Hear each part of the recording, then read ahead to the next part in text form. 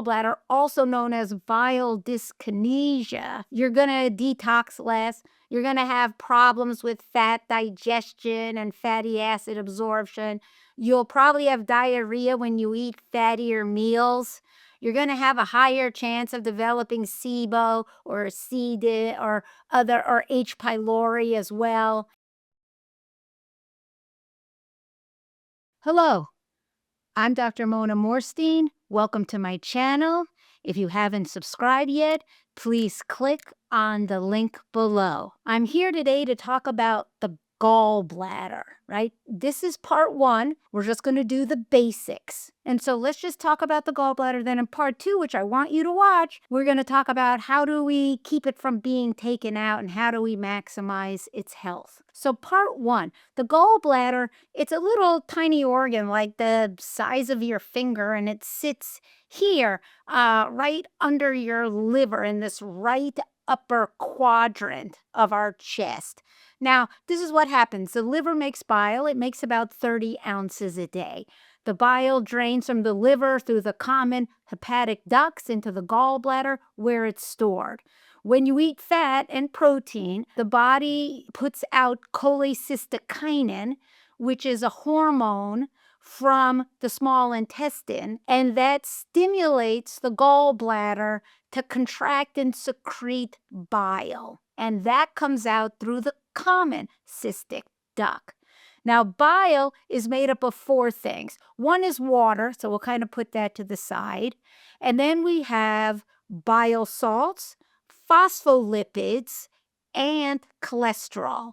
Now, primary bile acids are turned into secondary bile acids by the gut bacteria in the colon. Now, bile does many things, right? One, it's an emulsifier. So it takes fat. Now, fat comes in big globules. And so bile breaks them down into tiny little globules. And then the lipase can come from the pancreas and digest the fat. And then we can absorb it, and we can absorb the fat-soluble vitamins at the same time. Now, bile is also an antimicrobial, so it helps keeps infections from developing in the gut, like SIBO, for example. We also secrete many toxins in the bile. The liver will break them down, put them in the bile, and then we put them in the gut where they're supposed to be defecated out. So it's a source of detoxification. Now, bile also stimulates many receptors in the body. It stimulates the vitamin D receptor, and it stimulates receptors that do amazing things throughout the body, like burn fat, reduce weight, help regulate cholesterol and triglycerides and glucose. It helps reduce inflammation. It helps keep the intestinal lining strong and healthy. It helps release glucagon-like peptide 1 hormone, and it stimulates gut motility. It does a lot of things. We really have to have a decent amount of bile in our body and in our intestinal tract. Now, 95% of bile is reabsorbed at the end of the small intestine. This recycling occurs 6 to 12 times a day. And so the leftover in the colon, that little bit, goes into the colon and it's deconjugated by lactobacillus, bifidobacteria, enterococcus, clostridium, are beneficial bacteria. So that's why another reason we need our beneficial bacteria to get that bile to break down. When it breaks down, it turns the stool brown, and it also helps regulate our colonic microbiome. If you have a reduced amount of bile secretion from your gallbladder, also known as bile dyskinesia, you're going to detox less. You're going to have problems with fat digestion and fatty acid absorption. You'll probably have diarrhea when you eat fattier meals. You're going to have a higher chance of developing SIBO or C. diff or H. pylori as well. And you have a higher risk of intestinal inflammation, leaky gut, negative changes in your gut microbiome. Now, we diagnose gallbladder health in two ways: through an ultrasound, which can look for stones and inflammation, and through something called a HIDA scan with cholecystokinin that measures the ability of your gallbladder to secrete the bile. The normal range is, say, 35 to 65.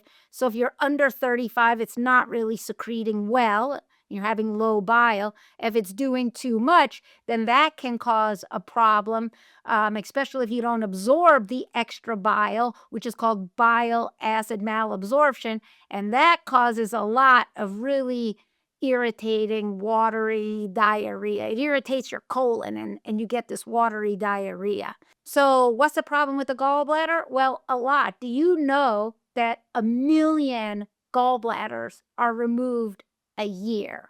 Now, when I started out in medicine, a long time ago, it was only 500,000. So, like, we've doubled the amount of gallbladders that we're taking out willy-nilly.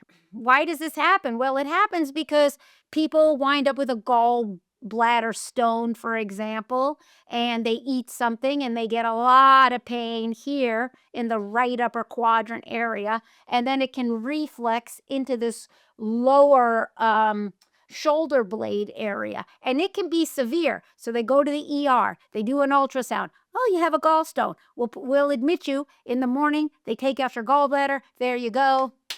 Over and done. That's not always the best, though, right? Obviously, we want to keep all of our organs that we can. The problem is that sometimes after the surgery, people really don't make enough bile, and they're going to have a lot of diarrhea, particularly with fatty foods. If they don't make bile, then they're having all those other problems potentially that I mentioned above. About 33% of people have significant problems after they take their gallbladders out.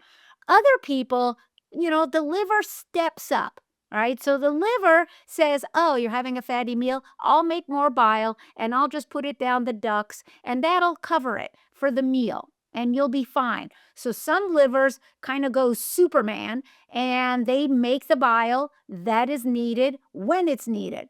But other livers don't really have that capacity. And so they need that gallbladder to store the bile for use when it's needed. And when that storage is gone, that liver just cannot keep up. And then at least 33% of people will have consequences of gallbladder removal, which is also known as a cholecystectomy if you want the formal term. I have saved a lot of gallbladders from being removed. I have really eradicated gallstones proven by repeat ultrasound. You don't need to have your gallbladder removed if you've got a gallbladder problem. How do I do that? Let's take a look in part 2. In the meantime, I'm Dr. Mona Morstein. Subscribe to my channel, and I look forward to seeing you in Gallbladder Part 2.